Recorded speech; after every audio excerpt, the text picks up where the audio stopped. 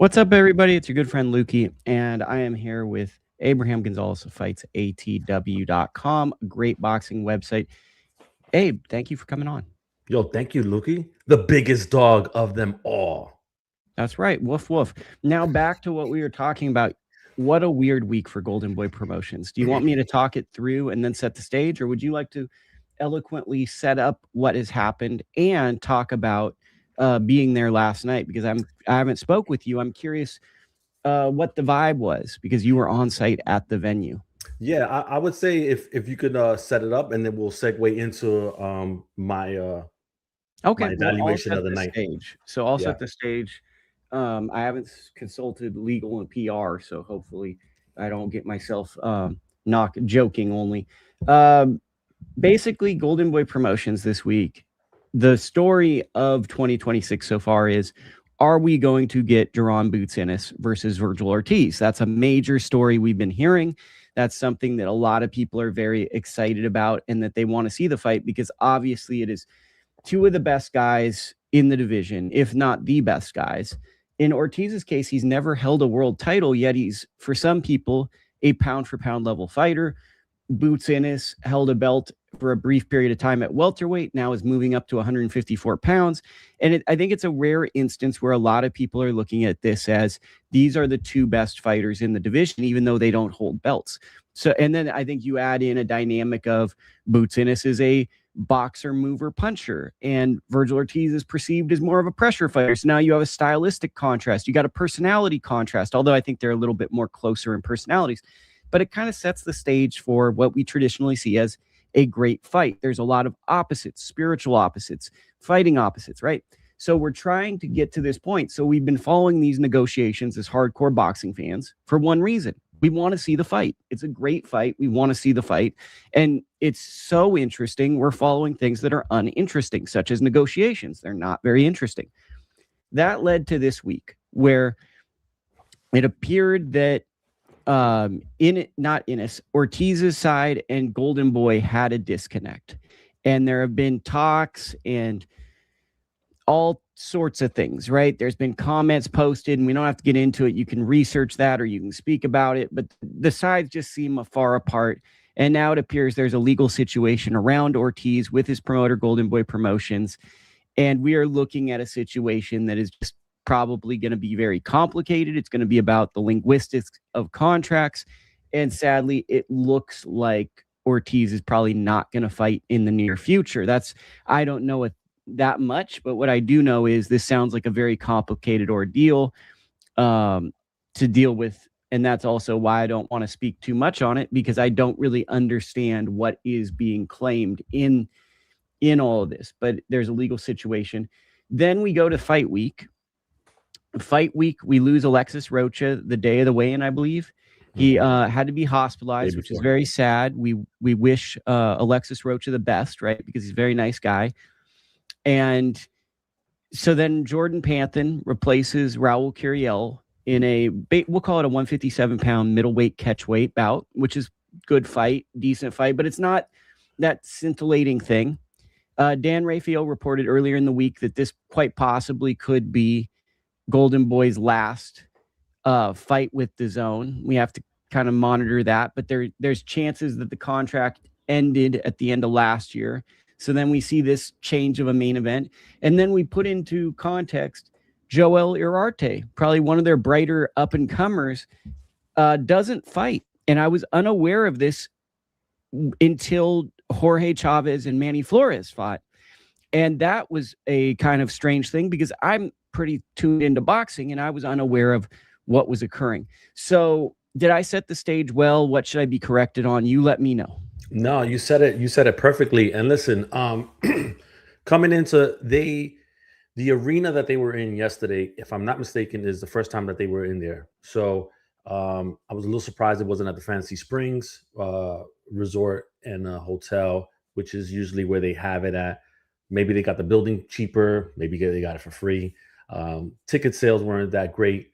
But when it came to fight night, boom, Indio shows up. Whether it's, walk-ups or whatever, they show up. They're loud. If you've never been to a fight in Indio, you should go. All of them know what they're talking about. they're hardcore fans, and but they also expect action. And coming into there, everybody was buzzing over the co-main, right? Some folks left after that one, but yeah, Joel Iriarte, I spoke to him on scene. He told me, obviously he came in a little overweight. They try to compensate his opponent. I think they doubled his purse request, his original purse, and he said that God told him to not to take the fight. I guess he's a spiritual guy and felt like that wasn't the move to make. I did ask him if he opted to or if he wanted to fight Curiel in place of Alexis Rocha, and he told me that he did accept the fight. That he told them that he would take that fight. He was approached about it, that he would take it because those are the type of fights that he would take. But one reason or another, it didn't work out. So they ended up still with he was getting his hands wrapped and everything, and then it just they called off the fight because his opponent didn't want to go. Let me ask you a question, just to rudely interrupt you. When, as a media member, were you aware of the situation? When Joel came out of the locker room and they were about to announce the co-main. Okay, so that's basically, I think I went to make dinner and I missed whatever segment, but that's pretty jarring, right, on fight night? Because I'd imagine one of your tentpole writing positions is going to be, let's write about this young up-and-comer. He's one of the more promising guys on the card, and then, that fight doesn't happen. Yeah, he all of a sudden they had shown Gucci Flores's poster, and then out comes Joel from the locker room, and he's like, I'm not fighting, and he's talking to the media at that point. Okay. The perception from everything I touched on, from the Vergil situation to Alexis Rocha not being in the main event, pretty rough week with Golden Boy Promotions. How did you see that from being on the grounds?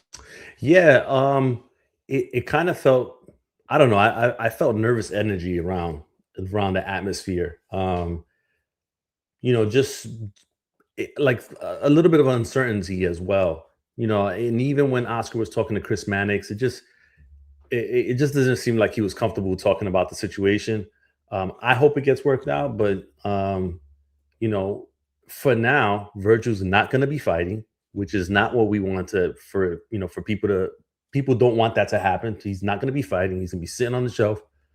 And who knows, this could drag out to the summer. This could drag out to the end of the year. Hopefully not. But if it does, then, Vergil probably fight a tune-up to come back from. And then the Boots Ennis fight gets, further down the road. So I don't know. It just doesn't seem like it's good for anybody involved. Well, I think the other rough part, right, is it possibly limits the amount of boxing we can see. Like, the long-term ramifications of whatever happens is we're limited in the boxing we can consume. About 5 years ago, we had way too much boxing. It was like there was too much boxing to see. And now it feels like it's harder and harder. It feels like more and more boxing, even at a smaller level, is on these $20 to $30 pay-per-view streams more often than not. And I guess my big fear is, I hope leaving this show, this isn't the last show I see of Golden Boy on DAZN this year, because we need more boxing. And let's not forget that, believe it or not, Golden Boy does a show like every month on DAZN. Whether it's on the Fantasy Springs, whether it's at the Commerce, or wherever in Southern California, they're putting shows out. They're getting their young talent out there. So, that hurts all those on Golden Boy's roster as well. They don't get busy, right?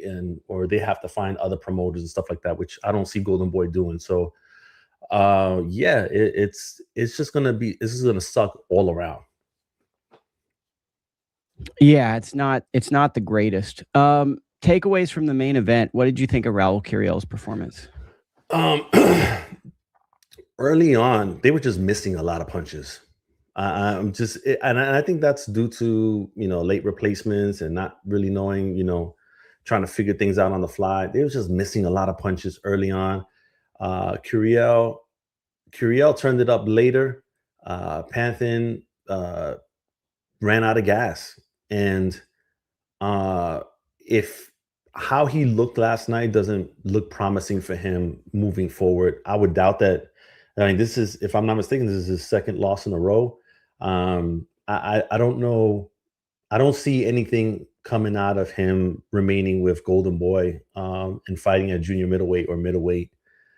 He just doesn't seem like he seemed like he was matched well up to this point, but I don't see him going to the next level or getting any type of title opportunity. Well, for me with Panthen, I'm pretty familiar with him because he was a good amateur. You know, he had some success in the amateurs, national champion. He really did well after the pandemic.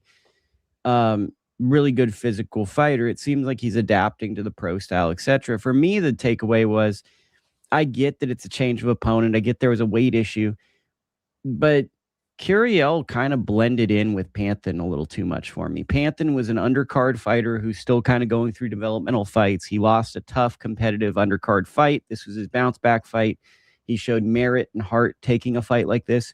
But I really wanted to see a difference, and maybe the weight was the difference. But for me, my big takeaway was, I mean, what year are we in Curiel? Year 8 or 9 at this point? I guess facts matter, so I'll do the research because I shouldn't just assume things. But he's not, I shouldn't say he's not getting better, because he is getting better, and Robert Garcia is a heck of a trainer. But there's not a huge, so he turned pro in 2017. It's looking a little too similar for Curiel at a certain level, and it's looking as though the best version of him was a puncher who could stop guys that couldn't take the power. And when guys are taking the power, his fights turn into kind of back and forth, I have to break your will fights. And I'm a little concerned how that plays out, because that's a very physical and grueling style that doesn't have a long shelf life, in my opinion.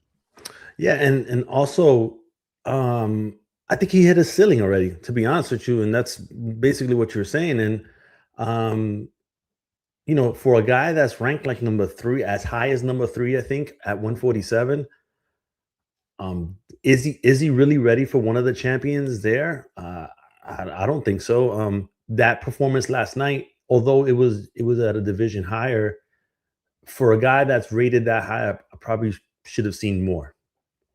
Yeah, it wasn't. And I get it. I call something athlete depression at times, like where like you were so motivated on this rematch, and then the fight's off, and like you can't get restarted. But it really felt kind of like a Thursday night fight. Like it didn't feel like a world championship level bout, and that's concerning, because we're getting to a point in his career where, look, Panthen could, I see Panthen as a different type of fighter. I think he could contend as a title holder. He's just gonna have to take a different road if he chooses to. But I think experience was supposed to be a big difference in this fight. And I think the big difference to me was conditioning. And a lot of that was Panthen didn't train for a fight of this magnitude. He just came in and was like, I'm down to do this. And to me, that's a little concerning. Now, I think Robert's it takes 2 camps to fully see things. This I can't call this the second camp, because he had 1 camp with him. I don't think this is the full second camp, because they trained for Rocha, who was probably going to box and bang. Panthen's going to bang with you. So like you basically, the whole camp was built around something that didn't happen. That said, I was a little nervous about the lack of separation in this fight. Yeah, 100%. And so where does Curiel go from here? I don't know. They're talking about the rematch with Rocha, doing that again later this year. At this point, I think Curiel just needs to be thrown in with the wolves and get a big fight, and that's it. He's one of those guys that's either when he gets to that top level, he's going to be sensational, or he's going to get to that top level and it's just not going to work. And I think we're at that point, like you said, we just need to see a scintillating matchup. Yeah, 100%. Put him in with Rolly or somebody like that. Yep. Okay, so next one. The fight of the night, Jorge Chavez beats Gucci Manny Flores in the rematch. Really interesting fight. I had texted you. I thought Flores was going to win early on. Chavez turns the corner about round 4 and really starts to put it on him. Many people, including myself, thought Chavez won the first fight. What was the perception of this fight, and what do you think this does for Chavez? Yeah, honestly, everybody there was there for Gucci, and anything he threw, they were right behind him. But you're right; it felt like he ran out of gas. It almost seemed like he was under the impression that he was going to get him out of there within the first 5 rounds, and when that didn't happen, the uh-oh factor came in, and he just wasn't he wasn't throwing any punches, and he just looked gassed. Just how he was breathing and moving around, and it just it just seemed like a guy that was deflated after like round 6. And Chavez picked up on that, and that's when he put the pressure. I think round 8 almost got him out of there, and then ended up winning the fight by a unanimous decision. And where does he go from here? I think this is a big win for Chavez. I think he needs another like step up type of fight before he goes. Someone mentioned, I think it was Adam on X, maybe like a Cardenas, that type of fight. That I'd like to see that, and that could do well in the Palm Desert Indio area where both kind of fight under. So I think something like that. I got a different idea. Him versus Arturo Cardenas, who fights on Matchroom undercards, and he kind of hasn't really, he's had some good 50-50 wins. He just recently fought in Stockton, so I'm thinking of him. He fought Cesar Nava, good win. They're both kind of in this weird spot where they haven't made a deep connection with the fans, the global boxing fan. I think that might be Chavez and Cardenas' thing, is they have to keep kind of taking hard fights until they resonate with someone to get that next fight. And then I get it. Like, people go, well, that sucks, man. It's such a good story. It's such a hard, but it's like some guys have to take a little harder road because it's just the energy and the enthusiasm isn't the same for their career. For me, that's the type of bout I want to see him. For Manny Flores, I think that even though he lost, it seems like people really enjoy him, and he can just keep fighting in Palm Springs, Palm Desert, and he can fight whatever opposition, and he can lose some or win some, but he's a very popular figure, and he's got a style that people, I think, enjoy. Yeah, and if I had to guess, probably more than half of the arena were there to see his fight. Yeah, so he's a main event level fighter. He's just got to, mature and get to that level. But I mean, I think he's interesting. What else stood out to you? Any other undercard notes? Um, oh, I don't want to butcher his name, but Ruslan, what is his? The Call him Ruslan A. Ruslan A. He was, he wasn't as impressive in his last fight, but in this one, it seemed like he really put things together. And I enjoyed his patience and how he put his punches together and the way he got the guy out of there. Ruslan Abdullayev, 4-0, 2 KOs. He's a guy, big amateur background. Oscar De La Hoya has been like raving about this guy since he turned pro, saying that, he could potentially have like a Lomachenko type of run to where, he gets a title shot sooner than later, with single digit fights. So I definitely think that this is a guy that people should continue to follow and watch because, he's smart in there. He tries not to waste any punches. And again, the way he put his combinations together, I really enjoyed how he fought last night. Yeah, I think he's a interesting one, right? Because he's showing that separation I was kind of looking for Curiel, but I don't know how he does with that next level of opponent. And for undercard fights, that's the thing. I watch a lot of undercard fights, and to be quite honest, I watch a lot of bad boxing. And the thing I really look for is separation amongst the touted fighter and the opposition coming in that has less pedigree. And when guys look like they're at the same level, that's a big red flag. For me, what was impressive is this felt like a graduation where he could be a fringe contender. I feel like he could start taking on some of those back top, like, let me pull up the rankings, like a top 10 to top 15 guy, a guy in the back of the rankings. So let me look at who exists here. So like, let me find some names like Michelle Riviera, Israel Mercado, Kenny Sims Jr., Mark Chamberlain, Those are names that I think now become realistic and interesting to me, at least. I don't know about you, but like I think a performance like this, and then like for me, Caden Griffiths, really enjoy him. I think that it's tough with him because I forget he's 19. Yeah. So like there's some flaws there, but it's like show me a 19-year-old that doesn't try to load up and is like there's a lot being asked to be a young 19-year-old pro who obviously has built a good following. There's a talent component there. The thing I noticed in this fight with him, he told me he sparred MJ as a kid a lot, and I saw a little bit of MJ in him. Like you could see that he had really sparred him because I saw some of the MJ things, and I go, that's funny because you could just see growing up, he sparred that fighter, and that some of it came off. But I think it's hard to even assess him because he has to go through some of these life stages. He has to get by 21. He has to, get a car, get a house. Like some of these milestones you do as an adult, he has to get through those before I can even judge him as a fighter, because I think so much of being a fighter is about your development as a man. Yeah, and listen, he's another guy. You got to keep running him out there at the Indio fights, at the Palm Desert fights, and continue to build, because there were a lot of people there that knew who he was. And, you don't get that a lot for guys coming up. There was a lot of supporters of him. And even after the fight, trying to, get pictures and stuff like that. So you can see that there's something there with him in regards to, fan appeal and all that.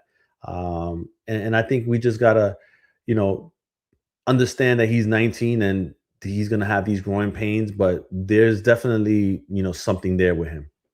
Well, it wasn't a bad performance. I think he's just set the bar high. The thing I liked was he was disappointed with it. Yeah. That's endearing to me because that shows me that, like, I look for fighters where money isn't what motivates them. Money is always a big red flag, and it sounds like he really wants to be a great fighter, and there's a sincerity of, I disappointed myself.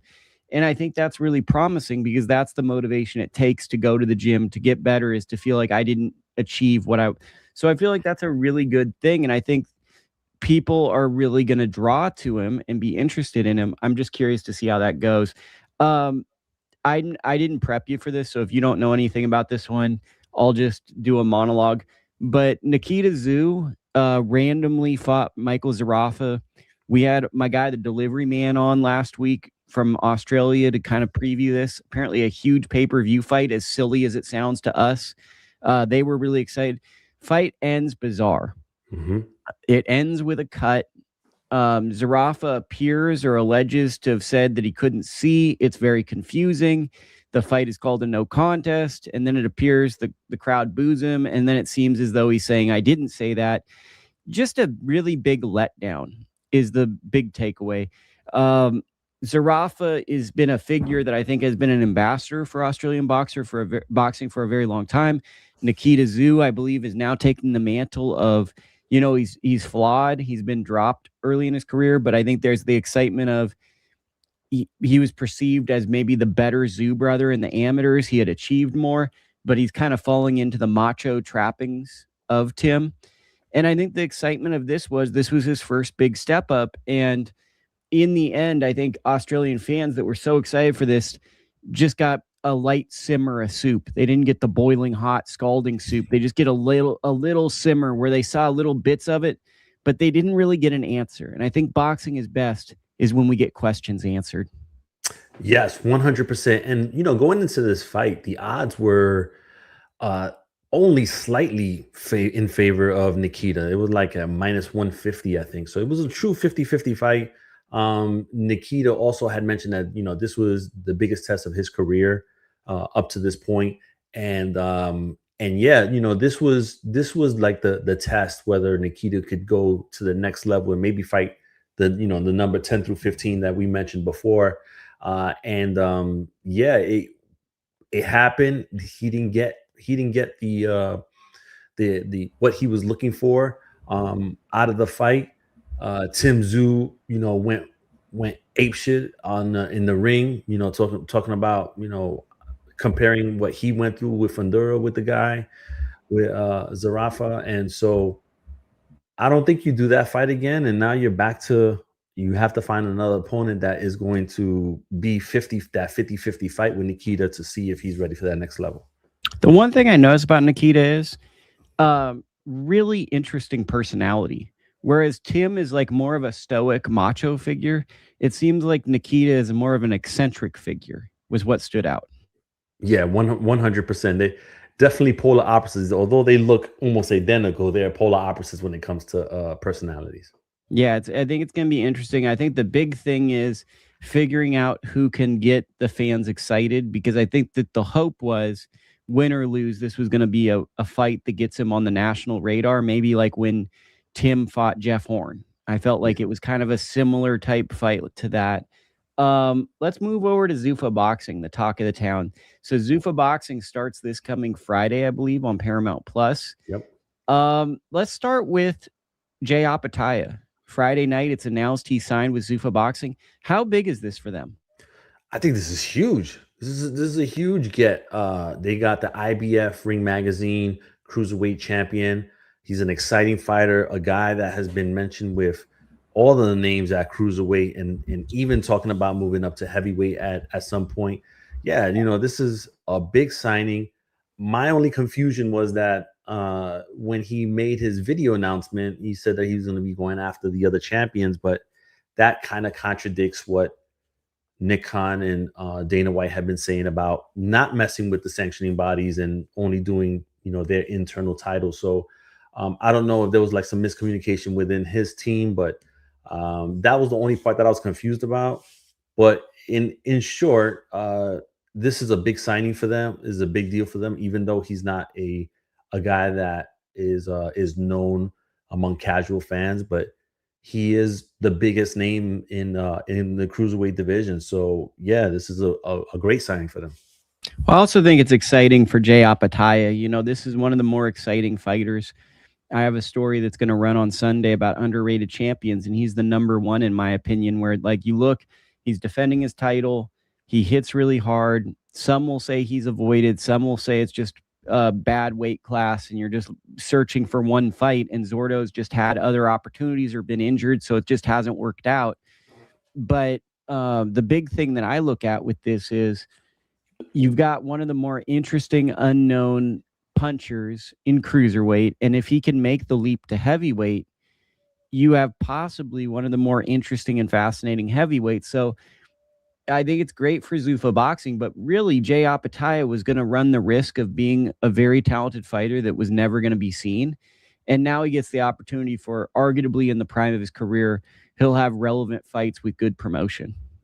Yeah, and like you mentioned, if he goes to the heavyweight route, he can be the heavyweight that is the centerpiece of Zuffa's heavyweight division.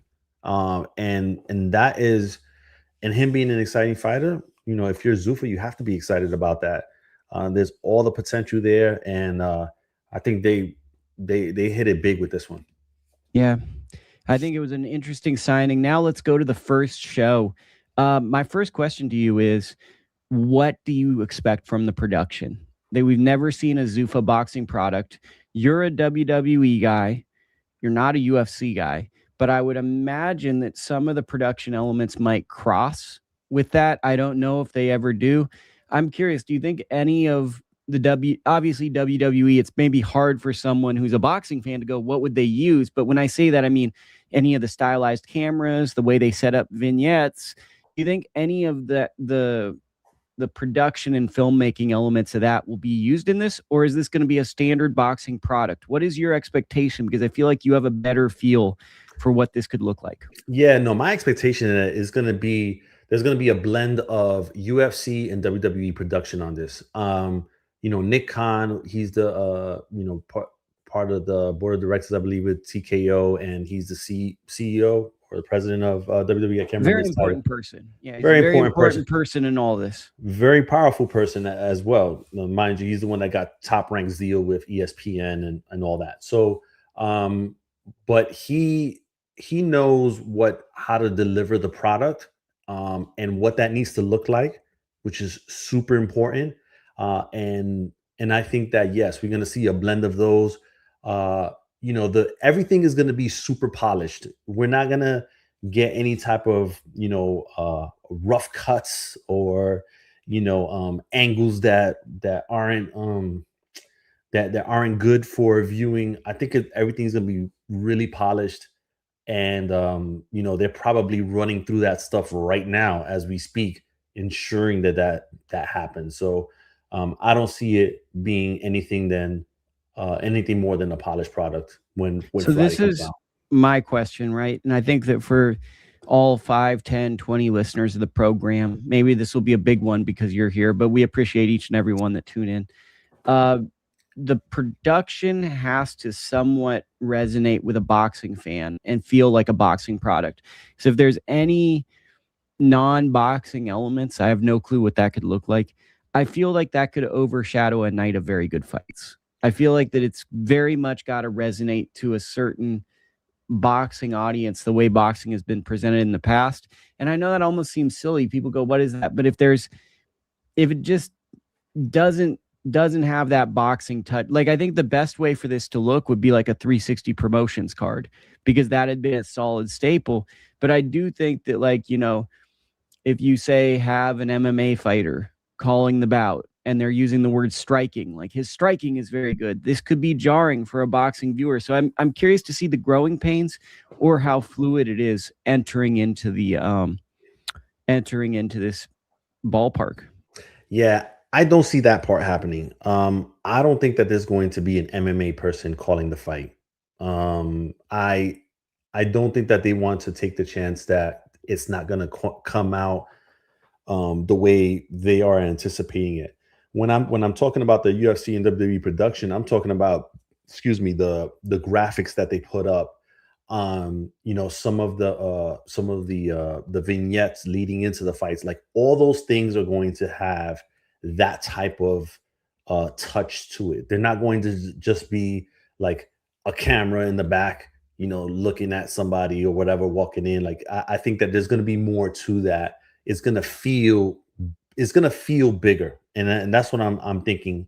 Coming into this, and if they don't land it that way, it'll be a little bit of a disappointment.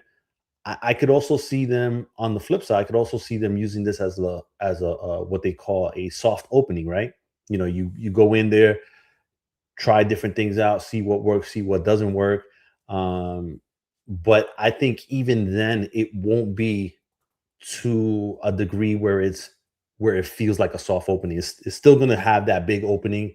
I just think they're going to try different things and then get feedback from people through Paramount, survey that they send out via email or something like that, and try to figure out what works and what doesn't.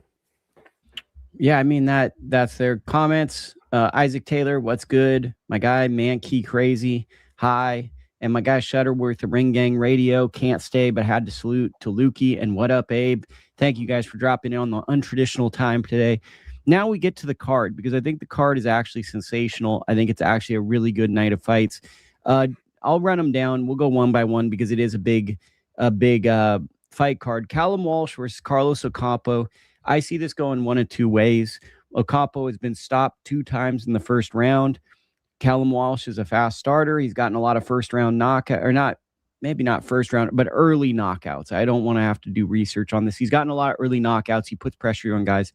That said, there is one outlier performance that gives me haste, and that is the fact that Sebastian Pandora went rounds with Carlos Ocampo. So my question to you is, what is our expectation? Because Callum Walsh is being put in a position to be one of the more fascinating figures in this organization. This would seem an opponent where he could possibly have a great performance, but Ocampo has had nights where things aren't just easy, because the 2 stoppage losses he's had are to arguably 2 of the biggest punchers of his era in Tim Tszyu and Errol Spence Jr. Yeah, and you have to also believe that all the pressure is on Callum Walsh to do something spectacular, right? And then coming off of that fight that he had on the Canelo Crawford undercard, which wasn't that exciting, he may have to feel like this, he's got to blow this guy out. Now, what happens is when you go into it with that mindset, you're liable to make mistakes. And is Ocampo the guy that you can afford to make a little bit reckless mistakes against. I could say when he's on, he could probably make you pay for that. And this could be a hard 10 rounds for Callum Walsh. So I think it's either going to end real soon or it's just going to be a long night for Walsh and they go the 10 rounds. Yeah, it's interesting you bring that up because I do think that Walsh will be fighting with a chip on his shoulder because I think that he faced heavy scrutiny and criticism from his performance against Fernando Vargas Jr. I think a lot of people questioned why his fight was above Christian Mbili and Lester Martinez, which I think was one of the best, if not the best fight of last year. And his fight actually came on after. And though it was a solid professional bout, it just lacked that world-class urgency that we expect in co-main event features or even a separation. It felt like two guys at an equal level kind of fighting. Now, the thing about Ocampo is I've never seen him kind of get a win against a fighter in this position. There is one win on his record. When we look at his record, he beat Mikhail Zueski, who I remember being a form of kind of a contender-like guy. But we've never seen him win this fight. And that is also a thing. So what is your expectation for Callum Walsh in this? Does he need the knockout? Does he need to look good? What is a victory in your eyes and what is a loss? Let's set it before it happens. A victory is a stoppage. A loss is he goes 10 rounds and it's not entertaining. Okay, so that's basically what we're setting. I love it. That was short, concise, and good. The co-feature that got announced, Mexican Olympian Misael Rodriguez taking on Austin Deanda.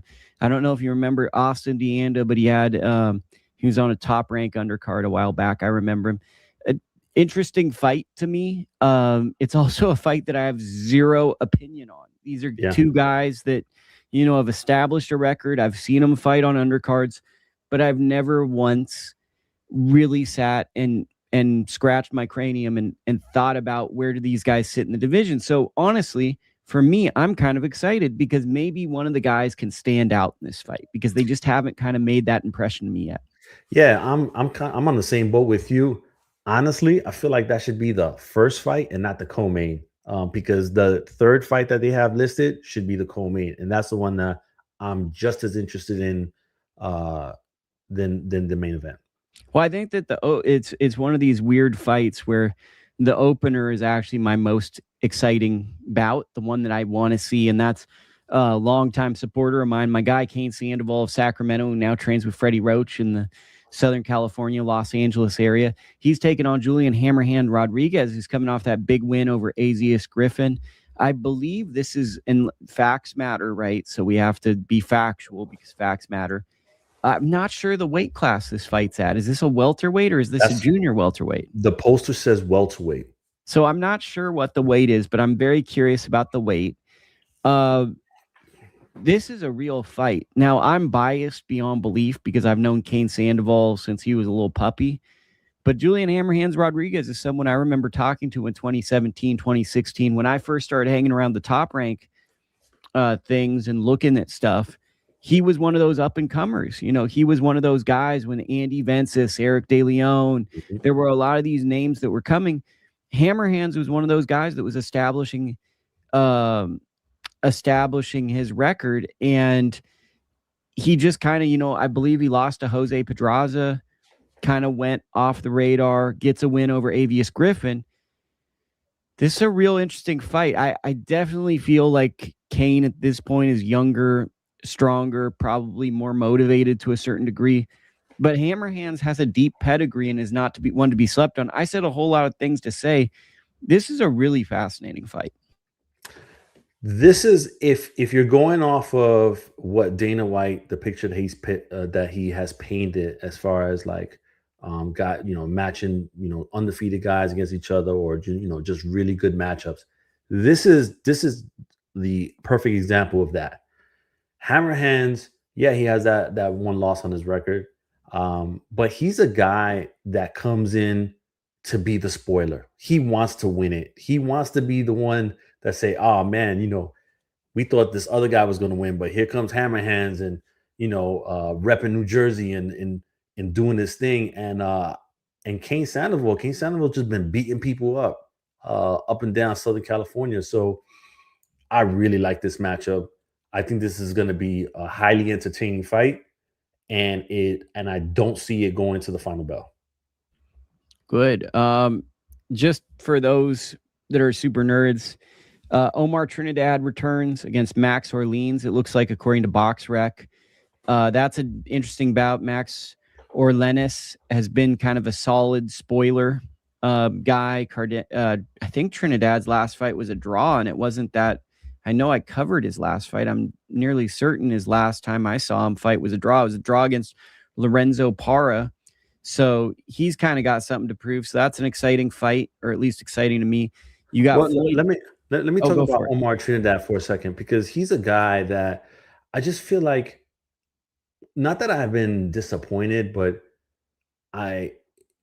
he's been talking about wanting these big fights, but he's stayed busy, and I haven't seen the next level of Omar Trinidad that he has painted in the past that he could achieve.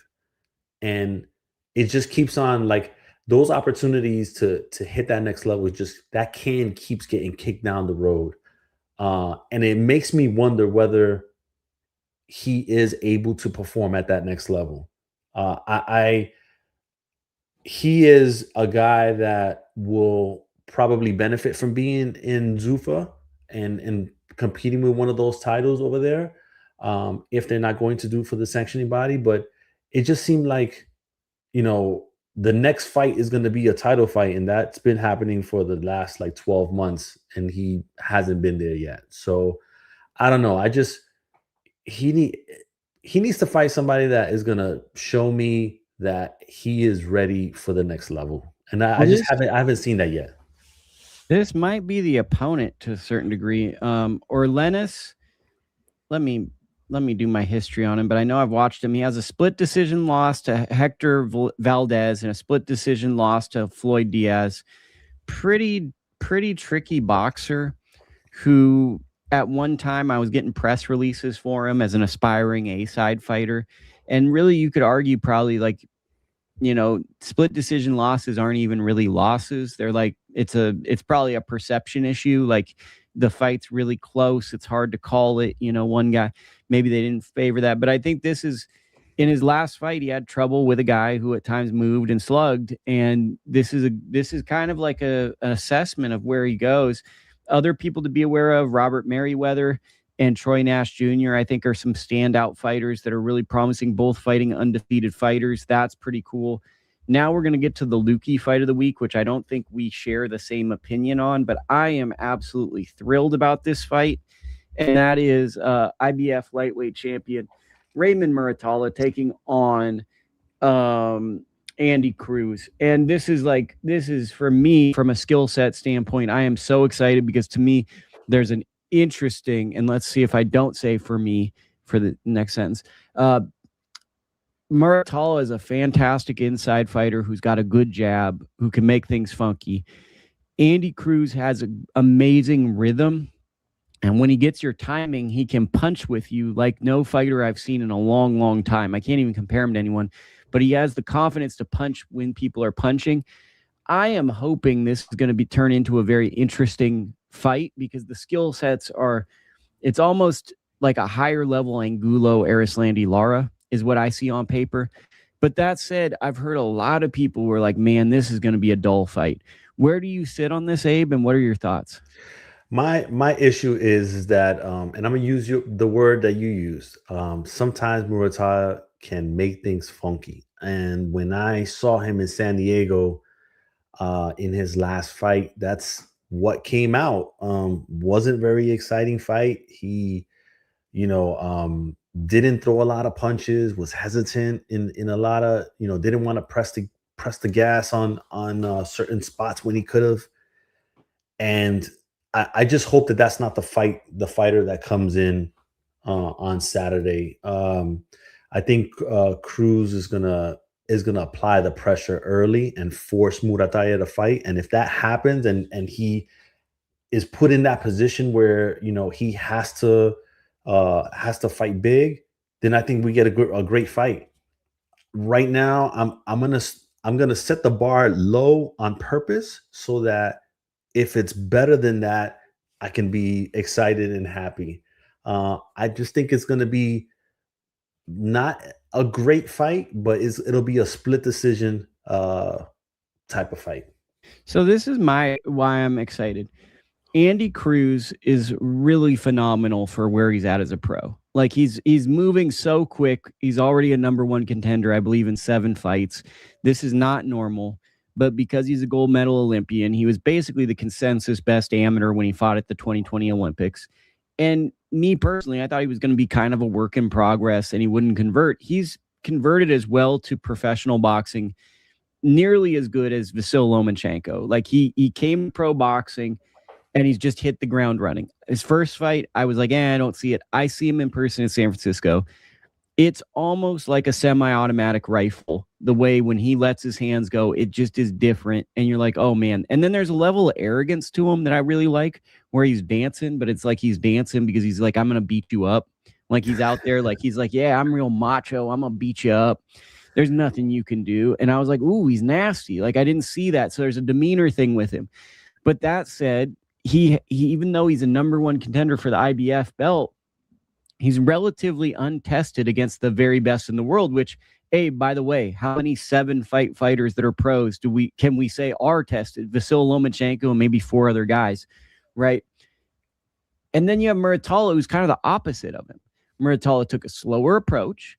He got some brilliant knockouts. He was very cerebral. During the ESPN Top Rank deal, he was compared to Vasily Lomachenko with his footwork. And it just never felt, because of whatever reason, that he could quite get those fights. It felt like a really great time for him to step up was when he stopped Nakatila, and it was a sensational performance.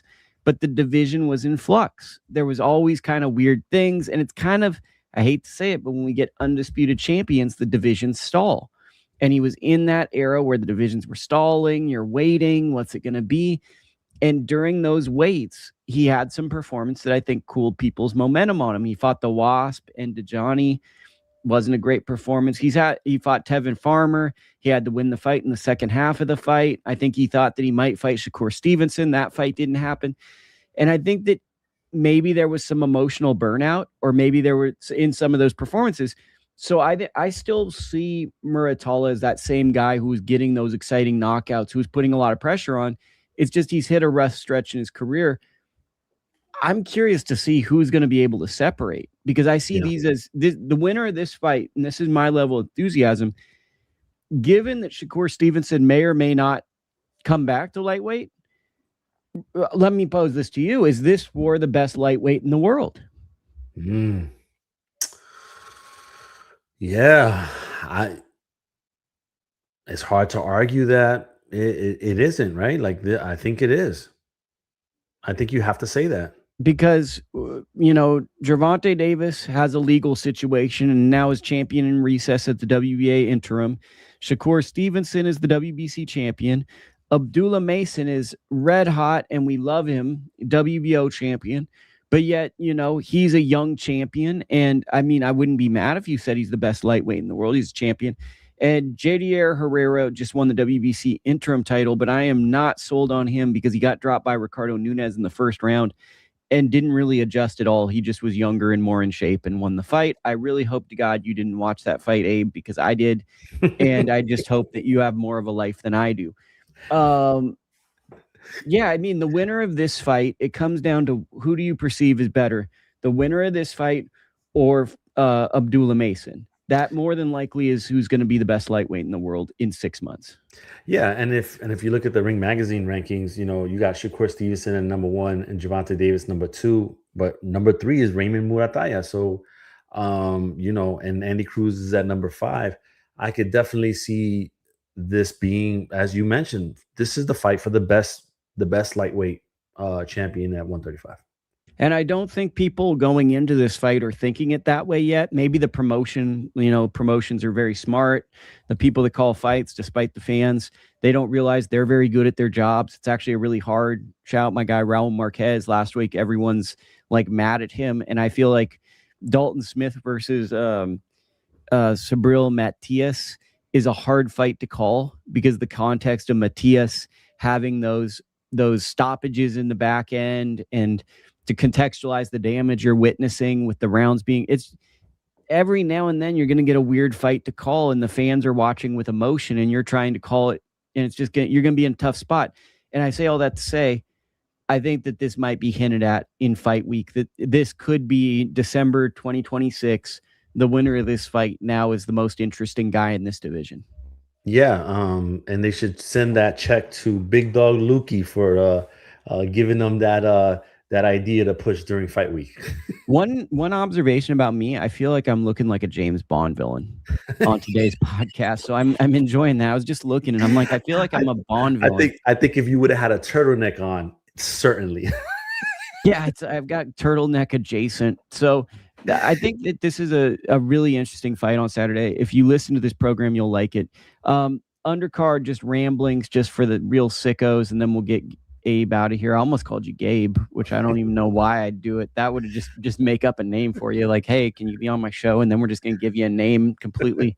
That would have been horrible. But the return of Israel Madrimov, half-baked research. I didn't really research it. I'm not sure the weight class, but he's a really, really talented fighter. I think at one point he was overrated. Now he's probably underrated. It's good just to have him in divisions. If for nothing else, I think he says yes to every fight and he's very talented. And it's always good to have talented fighters who take interesting fights. So he's on the undercard. What are your thoughts on him returning? Yeah, I think, be honest with you, he gets a big win. Now you're talking about maybe him fighting one of the champs, in the near future, maybe even later this year. So could you see him fighting maybe Xander, somebody like that? Yeah, I mean, I think that Crawford was glad that he got that fight out the way when he did. And but I don't know. I mean, it's going to be tough for him to get one of those big fights. But I would say, yeah, like I think this one puts him back on the map. And then, let's see what cooks after that. Yeah, very much so. The fight I'm looking forward to, the nerd fight. I got two nerd fights, the main event in this one. Khalil, the Big Steppa Co. I love a little Big Steppa. The Big Steppa. I like that nickname. I wonder how that ages in 10 years. That feels like a very in this era one. He's taken on, but maybe it doesn't. Maybe that's a universal thing, but I always like it. Khalil Co. Really rocky pro career. He had that draw early on. He kind of made a real big name for himself when he knocked out the Cuban Julio La Cruz in, was it the Pan Am Games? Facts matter. I'm winging it. It was international competition. He kind of comes out of nowhere, knocks out a Cuban boxer in the amateurs, and then had some personal troubles and had to get back to it. Loses to Manuel Gallegos in the rematch, stops Manuel Gallegos. Now he's getting in with hard work Jesse Hart, someone who's really it's really weird how his career played out. I don't know if you want me to do the monologue, but let me give you the monologue. Yeah. 2012 Olympic trials, I want to say Jesse Hart was one of the top guys. Yeah. It looked like he was going to be a star, basically. He has this background of, a family member boxed, ends up getting with Top Rank. He's taken all these interesting fights. The first fight with Zordo was razor close. It felt as though, they do the rematch. It's going to be Jesse's. And then Zordo adjusted, and he was unable to make the adjustment. And then, he rebuilt. He loses to Joe Smith Jr. And then it's just felt like since the Top Rank days, he's been out of sight, out of mind. And he's been one of these guys where he's really good. He'll take fights at different weights. And I guess my question to you is, for Khalil Co, what's the upside to this fight? Because this is a very dangerous fight with a competent older professional looking to show he still has life in his career. What's the advantage here for Khalil Co? Because this is a very dangerous fight. And say he has a dominating performance, one or two people are going to say, oh, he's old, unless they're. Yeah, nah. So I saw Jesse Hart not too long ago at the MGM in Maryland. I was there for one of his fights. I think Sullivan Barrera was the fight that I think it was. And listen, Jesse Hart is a still game opponent. I think if Big Steppa gets a win off of Jesse Hart, it gives them, I'm gonna use that wrestling term, it gives them the rub of getting a win over a quality veteran. Don't sleep on Jesse Hart, though. I think that he's still got one or two upsets in him. And if you sleep on him, Saturday might be the one that he turns in. I mean, it's a tough fight, right? Because Khalil Ko, typically in these fights, you want the younger guy. He has the amateur pedigree. But Jesse Hart's like this turned into the most dangerous person in boxing because he's a veteran that looks up to Bernard Hopkins. Like Bernard Hopkins is kind of like the person that he's excited to kind of mirror the career. And if he does do the Bernard Hopkins things, these are the things Bernard did. Defied age, fought young guys. So for me personally, it's a very scary proposition because the person he looks at relished these moments, and Khalil Ko has a little Teofimo Lopez in him, a little inconsistent. He either looks phenomenal or he doesn't look quite right. So I'm curious for this fight. I encourage fight fans to check it out. Other notables, my guy, 2024 U.S. Olympic bronze medalist, Omari Jones, not Amari. That's going to just be a great one for people just screwing that one up. Omari Jones will be on the undercard. He's fighting an undefeated fighter who I guess trash talked him a little bit, and there's some stuff going, so I'm excited to see that. It's kind of like his first fight as a pro with a little bit of a build up, unbeaten guy. And a guy I want to put on the radar, a guy Carlos Linares has brought up, Ronnie Alvarez. He looks like what is up with Cubans and super middleweights? It just feels like every 2 years we get another great one, and it feels like 2 years ago we got Iglesias. Now it feels like Ronnie Alvarez, and before that it was David Morrell. It's like, but Ronnie Alvarez seems like a real problem, and I'd really encourage people to really check him out. Yeah, listen, I think that everything you said leads to one thing, and that's get to the arena early, catch these fights, because a lot of these guys are going to be on that main show here real soon, and there's some really intriguing matchups early on. Okay, so now I know you got to go, but we're going to hit you with the speed round. This is going to be fun. The speed round. Well, first off, what the Mankey Crazy said, Cain Sandoval upset alert versus Julian Rodriguez. I'm going to ask you for the end of this month, what is the upset alert from that you got? Ooh.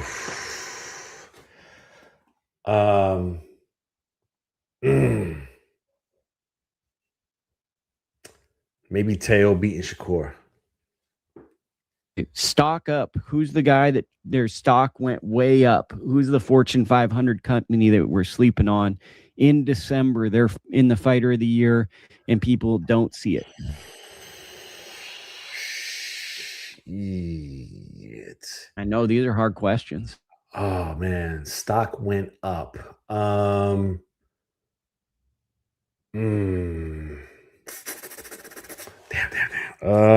I got him, folks. I stumped him. Yeah, you did stump me. I wasn't ready for that one. That's right. That's what we do over here, man. I'm gonna pass on that one for now and see if I can circle back to that one. Stock down. Stock down a little bit. Junto for me, a little bit. So, but for the rest of the year, you think Junto is the stock is gonna keep going? No, I thought you were talking about December though. No. We're talking December 2026. Stock up. I'm sorry. December 2026. So, stock up. I'm sorry. Stock up is gonna be Junto. Stock down might be Keyshawn Davis. Okay, that's a good one. The story of 2026.